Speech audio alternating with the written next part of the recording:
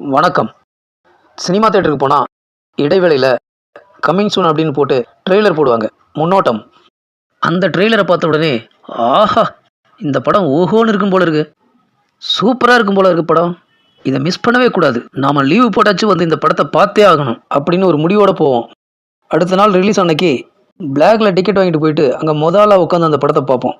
பார்த்துட்டு வெளியே வரும்போது என்ன ப்ரோ படம் எப்படி இருக்குதுன்னு எல்லோரும் கேட்பாங்க. ஆடா, அதை ஏன்பா கேட்குற, படு மோசமான குப்பையா அந்த படம், நானே 500 ஏன் வேஸ்ட் பண்ணான்னு ஃபீல் பண்ணிட்டு வரேன், போய் பாத்திரக்கத்துல போகிற, வீட்டுக்கு போய் 500 மிச்சமாகும் அப்படின்னு சொல்லிட்டு போவாங்க. ஏன்னா அவங்க ட்ரெய்லரை பார்த்து ஏமாந்து படத்துக்கு போயிட்டாங்க. ட்ரெய்லருன்றது முழு படத்தில் இருக்கிற நல்ல நல்ல காட்சிகள், சுவாரஸ்யமான காட்சிகள், ரசிக்கும்படியான காட்சிகளை பொறுக்கி போட்டு ஆடியன்ஸுக்கு காட்டுவாங்க. ட்ரெய்லரை பார்க்கறதுக்கு ரொம்ப நல்லாவே இருக்கும். அந்த ட்ரெய்லரை பார்த்து நம்பி நிறையா பேர் பிக்சருக்கு போய் ஏமாற்றத்தோட வெளியே வருவாங்க. கிட்டத்தட்ட அந்த ட்ரெய்லர் போல தான் காதலிச்சு கல்யாணம் பண்ணுற எல்லாரோட வாழ்க்கையும். காதலிக்கிற பீரியடில் காதலர்கள் ஒவ்வொரு முறையும் சந்திக்கும் போது காதலன் தன்னிடம் இருக்கிற எல்லா நல்ல விஷயத்தை மட்டும்தான் வெளிப்படுத்துவான்.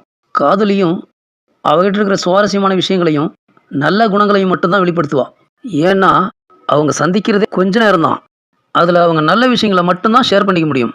இப்படி பேசும்போது காதலி இப்படி ஒரு ஆண்மகன் நமக்கு இந்த உலகமே தேடின்னு போனாலும் கிடைக்க மாட்டாருன்னு சந்தோஷப்படுவா. காதலனும் இப்படி ஒரு அழகான பொண்ணு, இப்படி நல்ல குணம் இருக்கிற பொண்ணு நான் எங்கே தேடின்னு போனாலும் கிடைக்காது அப்படின்னு பெருமிதப்படுவார். இப்படி ரெண்டு பேரும் நமக்கு இந்த மாதிரி ஒரு லைஃப் பார்ட்னர் கிடைக்கிறதுக்கு நாம் கொடுத்து வச்சிருக்கணும், நாம் பாக்கியசாலி, நாம் அதிர்ஷ்டசாலின்னு நினச்சி கல்யாணம் பண்ணிக்குவாங்க. கல்யாணத்துக்கு அப்புறம் கணவன் ஏய் பொடி அப்பாயிட்ட போய் 1 லட்ச ரூபா பணம் வாங்கிட்டு வா, ஒரு வீட்டு மருமகனுக்கு மாமனார் இதை கூட செய்யக்கூடாதா, போடி போய் பணம் வாங்கிட்டு வா, நான் பிஸ்னஸ் பண்ணோம் அப்படின்னு சொல்லி அடித்து துருத்துவார். ஏங்க என்னங்க இப்படி பேசுகிறீங்க, காதலிக்கும் போது நீங்கள் இப்படி பேசலையே, நான் உன்னை ராணி மாதிரி பார்த்துக்கிறேன், தேவதை மாதிரி வச்சுக்கிறேன்னு சொன்னீங்களே, இதுதான் உங்கள் சுயரூபமா? கதருவா. அவன் மட்டும் என்ன லேசா? ஏங்க ஒன்று நான் இந்த வீட்டில் இருக்கணும், இல்லை உங்கள் அம்மா இந்த வீட்டில் இருக்கணும், நீங்களே முடிவு பண்ணிக்கங்க அப்படின்னு பிளாக்மெயில் பண்ணி மிரட்டுவா. கணவனோ என்னடி இப்படி பேசுகிற, இவ்வளோ கெட்ட என்ன இருக்கா உனக்கு, காதலிக்கும் போது என்ன சொன்ன, உங்கள் அப்பா அம்மாவை நல்ல முறையில் பார்த்துக்குவேன், உங்கள் குடும்பத்தை பல்கலைக்கழகம் மாதிரி மாற்றுவேன்னு சொன்னியே, ஏண்டி இப்படி மாறிட்ட?